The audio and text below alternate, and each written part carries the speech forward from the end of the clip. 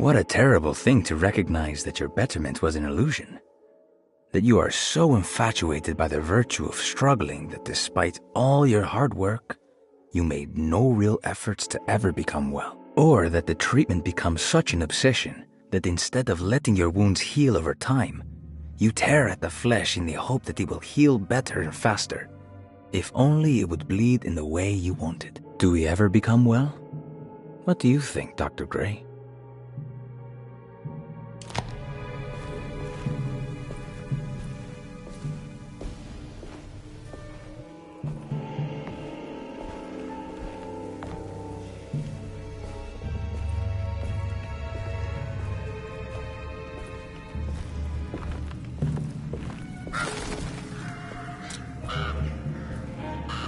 It's locked from the other side.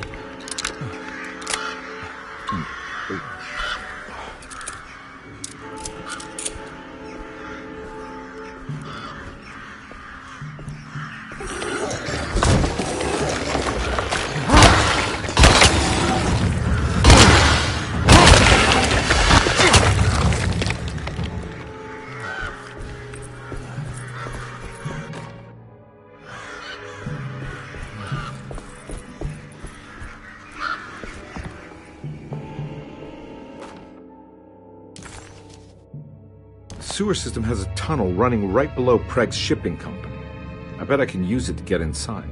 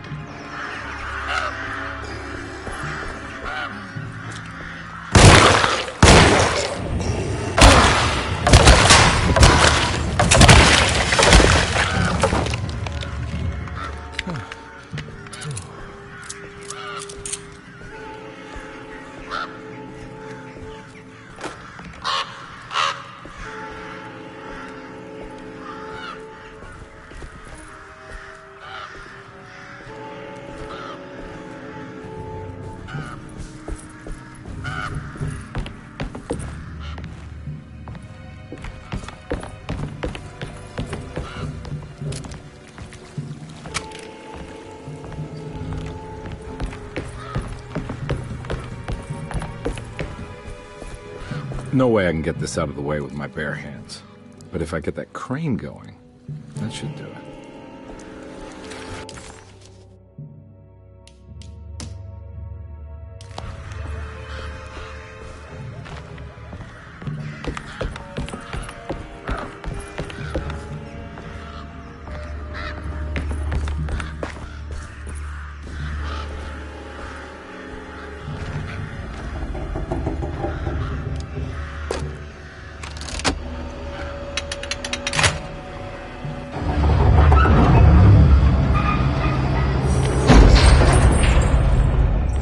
Finished.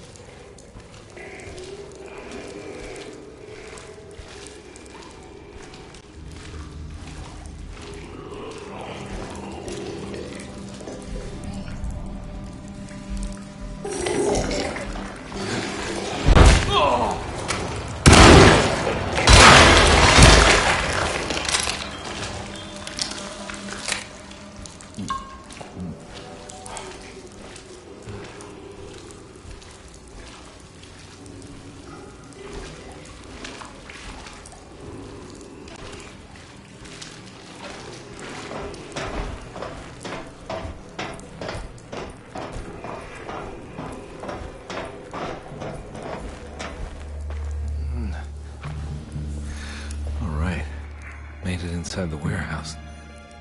The office must be upstairs.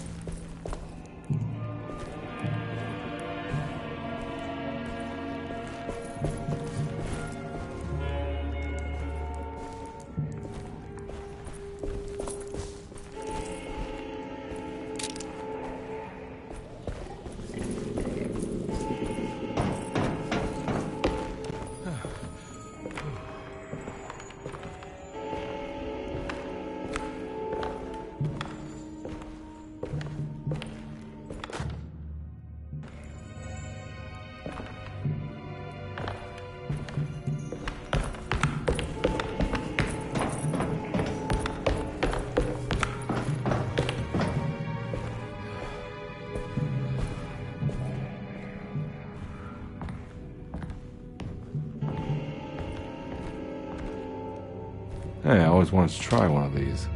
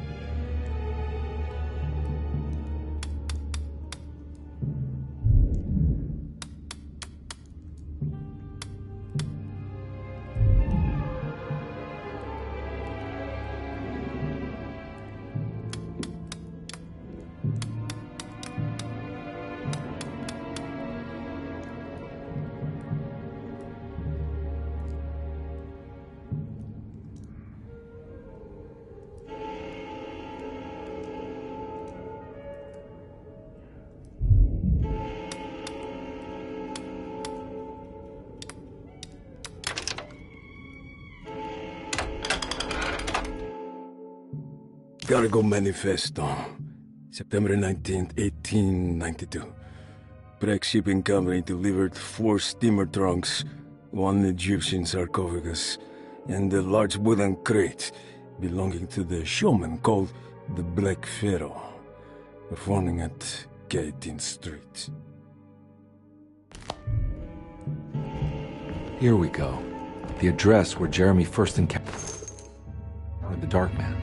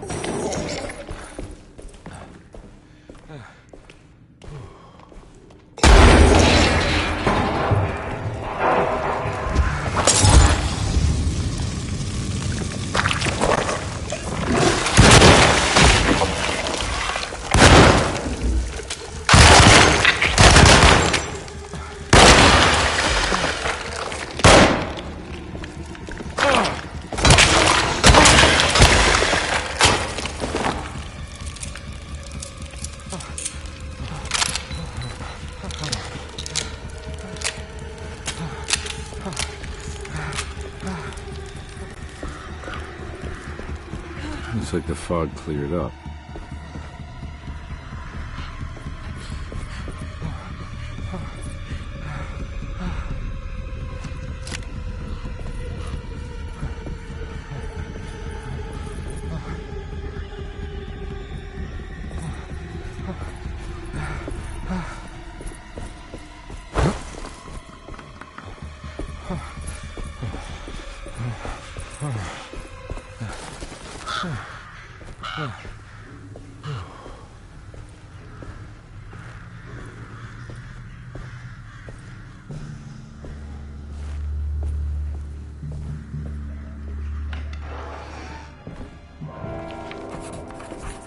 The address of the event where Jeremy first met the Dark Man surprised Carnby.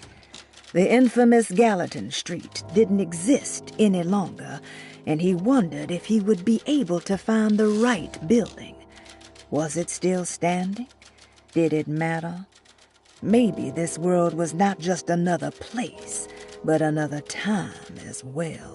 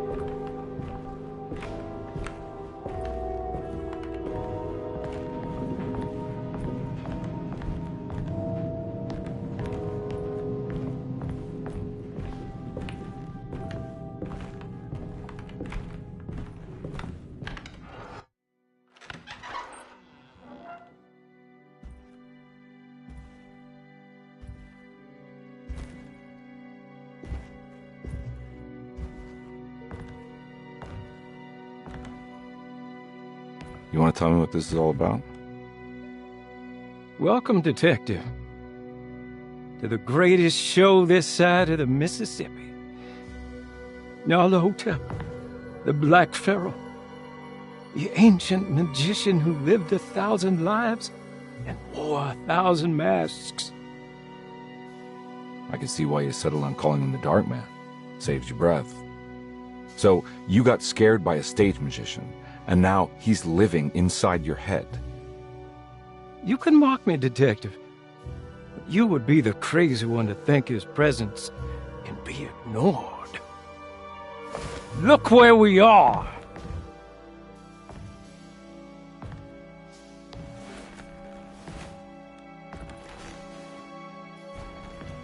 We didn't get to finish our last conversation, did we? You were about to tell me how to break the contract with the Dark Man. No, we can't.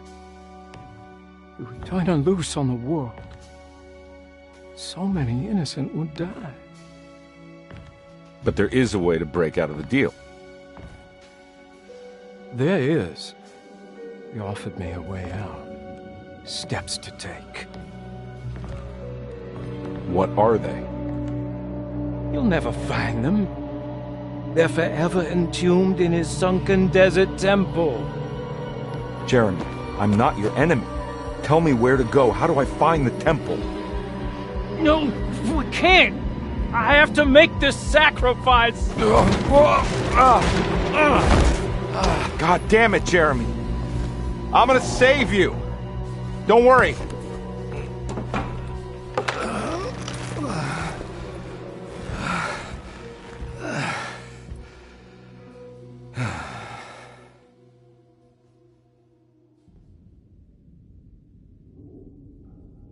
How do you save someone who doesn't want to be saved? Well, he's gonna get saved no matter what. I just need to find the temple somehow.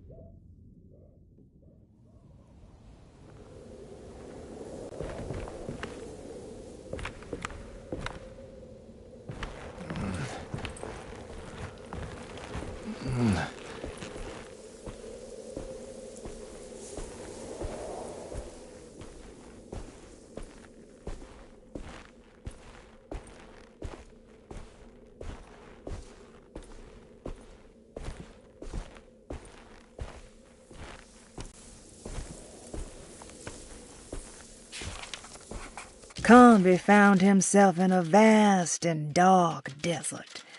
He had certainly had his share of strange happenings this evening, but the thought of walking through the land of Tutankhamun was definitely challenging his last bastion of disbelief.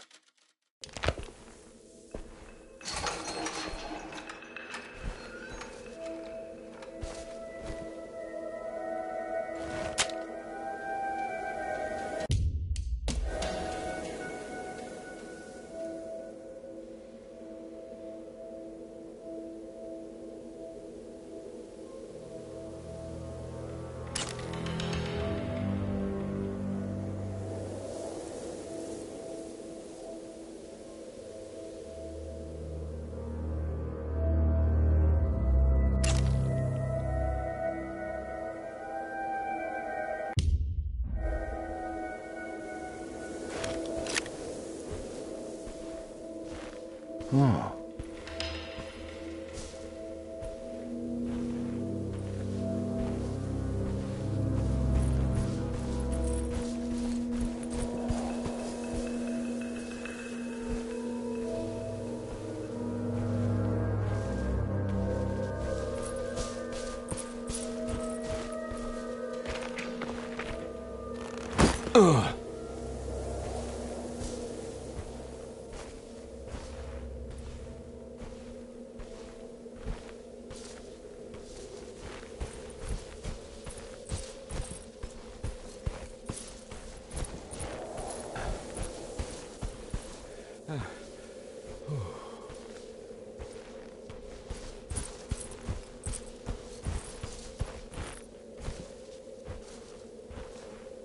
sunken desert temple.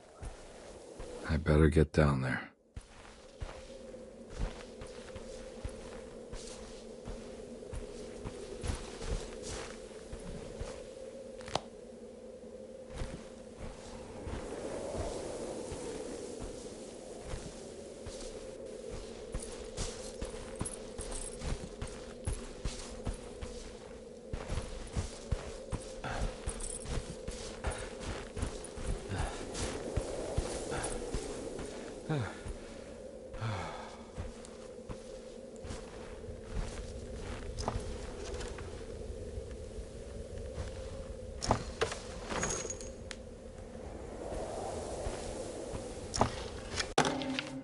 The Temple of Nephron-Ka lies under our camp. Despite all efforts, that unholy site did not collapse, but sink beneath the sand. The pharaoh is long dead, his name meticulously stricken from all ancient writing. But that stage meant for blood and terror remains. The temple is said to be lightless, built to harbor all the haunters of the dark found in the very depths of our universe. Calling on the gods meant creating a bridge between our world and theirs. The terrible Aldebaran of Taurus, the Black Sun, was seen as the most important star in the night sky, because, according to the Kitab al-Azif, it was said to be the home of that crawling chaos known as Nyarlathotep. Through ancient mechanisms, it was said that the priests could open shafts channeling the light emitted by that strange stone called the Shining Trapezohedron. Several streams pooled together above the statue of that dark man would then be sent through space towards the Black Sun, a message to the gods. The gifts bestowed on the sender are completely undocumented, but often assumed to involve dark blood pacts, where souls are traded for malicious miracles.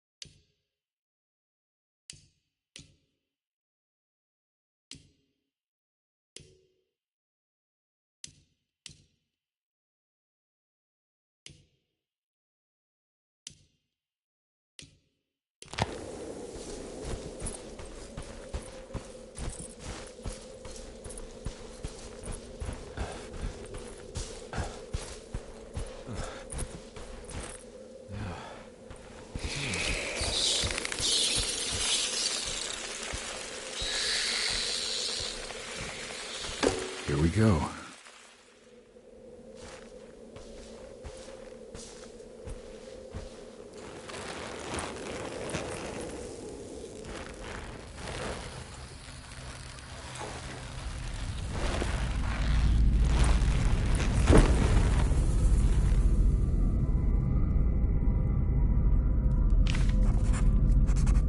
The Dark Man's temple was buried beneath the sand, a cursed and dark place.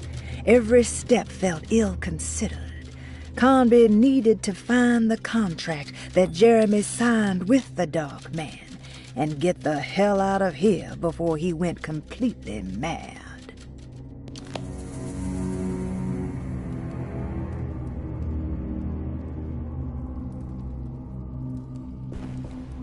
It's the star constellation from one of Jeremy's books. The Taurus. And one star's clearly bigger. Must be important. I got a feeling this is it. This is where the contract is hidden. But how do I get to it?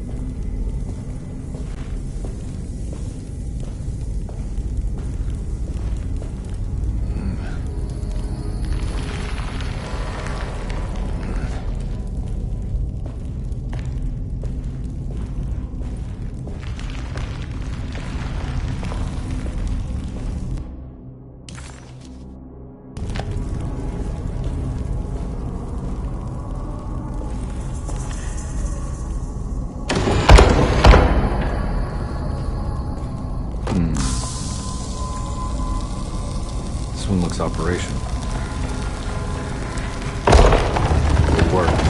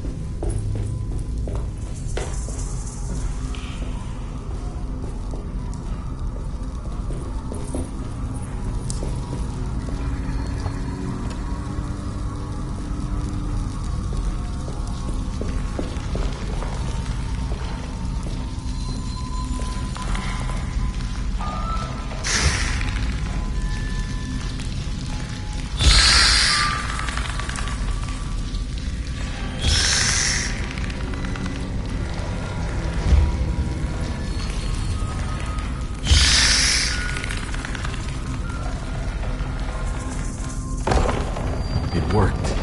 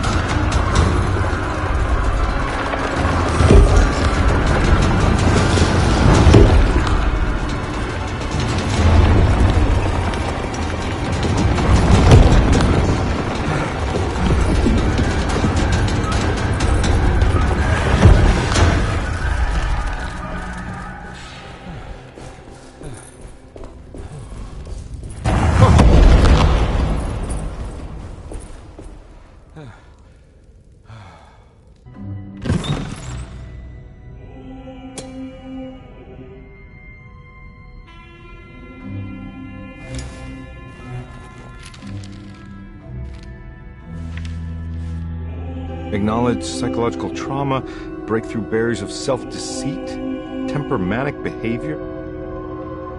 These are the Dark Man's terms. The contract. Huh?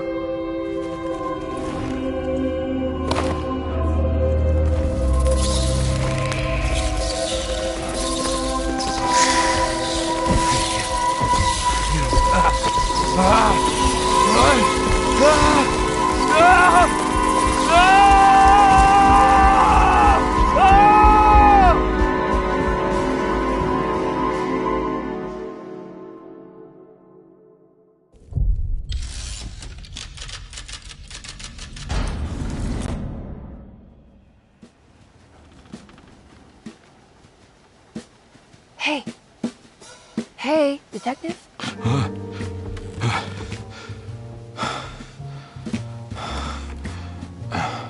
What are you doing? Oh, I found something. Great. Was it alcohol? God, no, I just got the wind knocked out of me. I think I know how to break the contract with the Dark Man. What exactly does that mean? Everything going back to normal. All right. I found some more information on Dorsetto and the patients. There are some seriously strange things going on here. I'm pretty sure 2 of the patients are dead, and maybe even the clerk. Oh, yeah. I kind of just gave up on worrying about that. Well, just keep your eyes open, I suppose. What were you doing again? Jeremy made a pact with the Dark Man to keep all the madness locked inside Dorsetto. All right. I'm gonna break it. I just have to... Where is it? Where's the talisman? It's around your neck? I worry, Detective. Don't, I'm fine. I worry that you're not much help on this case.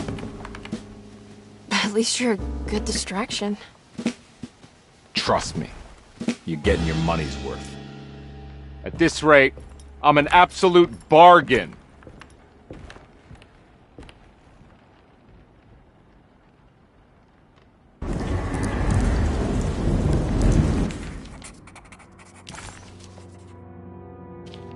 He must first acknowledge psychological trauma in order to proceed.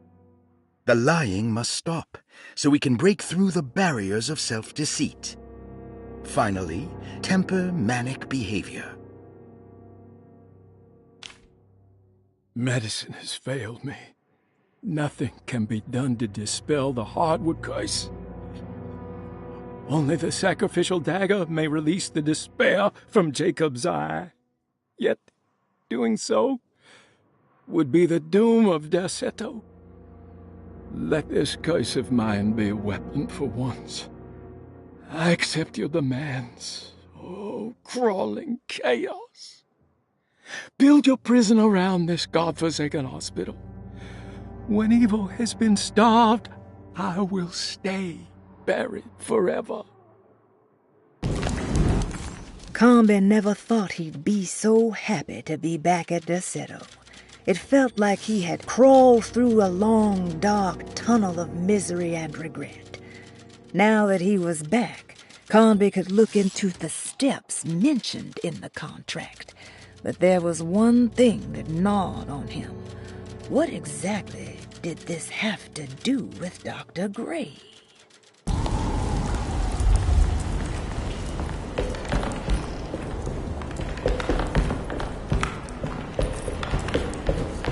Just what this evening needed. Some ambiance.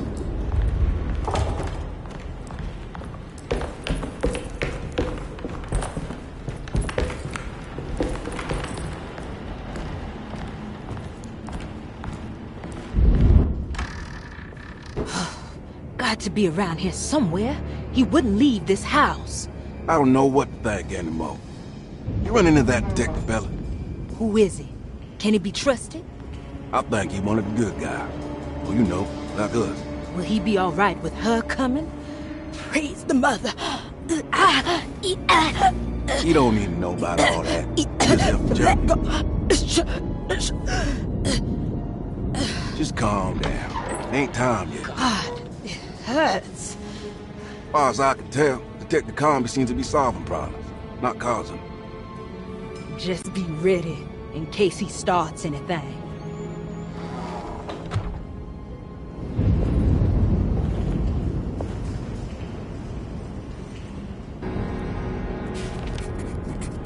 The two orderlies still hadn't found Jeremy. Carnby figured this was good news. Emily had reminded him about some strange deaths at Deseto, and Carnby wasn't sure who he could trust.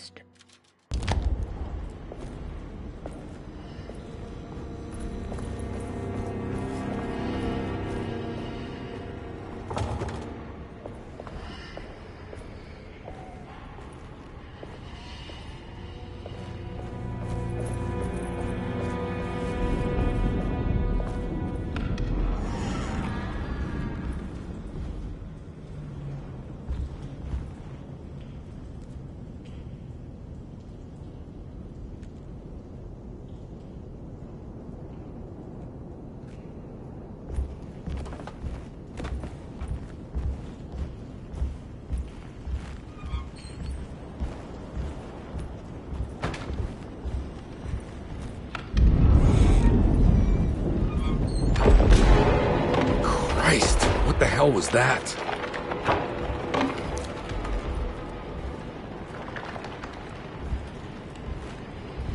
It's blocked.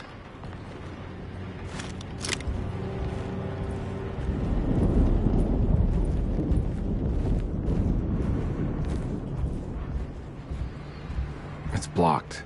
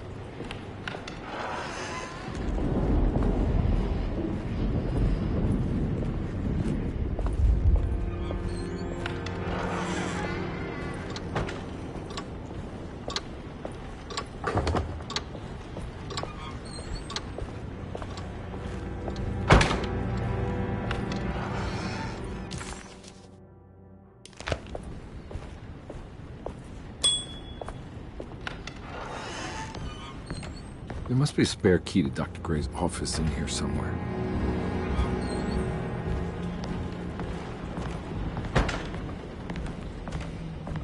I don't have the combination for this, but maybe Jeremy did.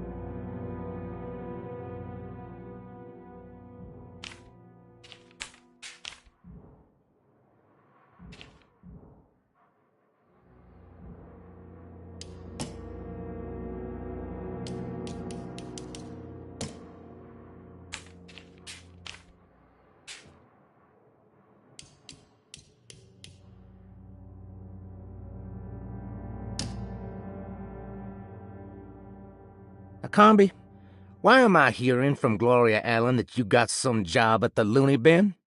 You better not be thinking of paying her off before me. I don't want to take you for a ride, so get me my money. I'll be at the Maccabean all night if you score some dough. Obed Morton.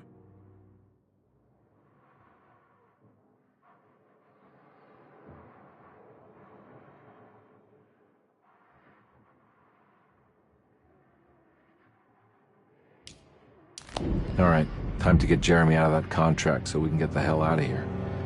Something tells me I'm gonna have to put my talisman to use.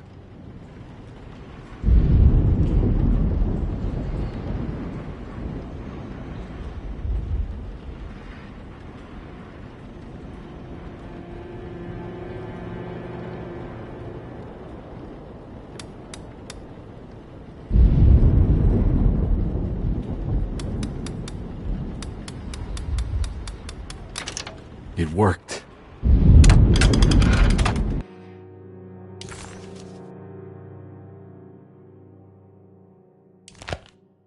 The last guest in the empty room suffered from severe maladaptation.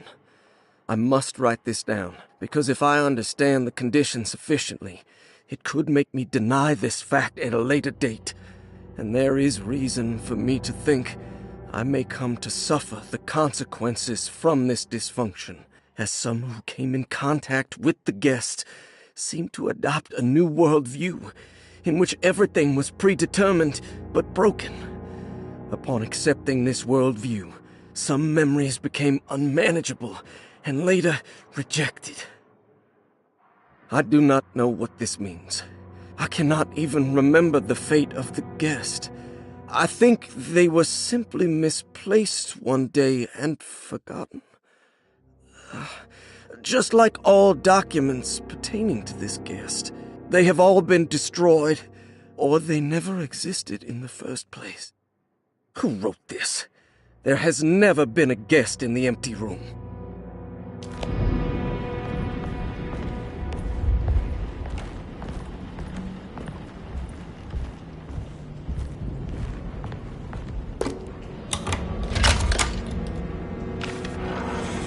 Dr. Gray was somehow mixed up in this business with the Dark Man, Detective Carnby decided. He had to be. Either Dr. Gray was using the idea of the Dark Man to manipulate and torture Jeremy, or the Dark Man was an actual powerful being possessing Jeremy. And in that case, Dr. Gray was simply a stooge. Maybe both could be true at once. Carnby felt his mind racing in all directions. No matter what, he had to find a way to break the pact. That was what Jeremy said was needed. It didn't even matter what was true or not. If Jeremy wouldn't leave Derceto before the contract was broken, then Carnby had to make it happen. He just wished the steps on the contract made a little more sense. Dr. Gray's office, all to myself. Let's see if we can figure this guy out. I have finished tidying up Miss Beauregard's belongings. I will leave it to you to contact her agent and have them collect her things.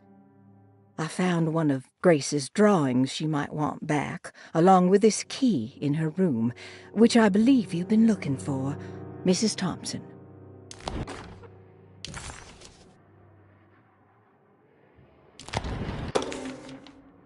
This is where McCarthy has hidden my favorite young. It's very important.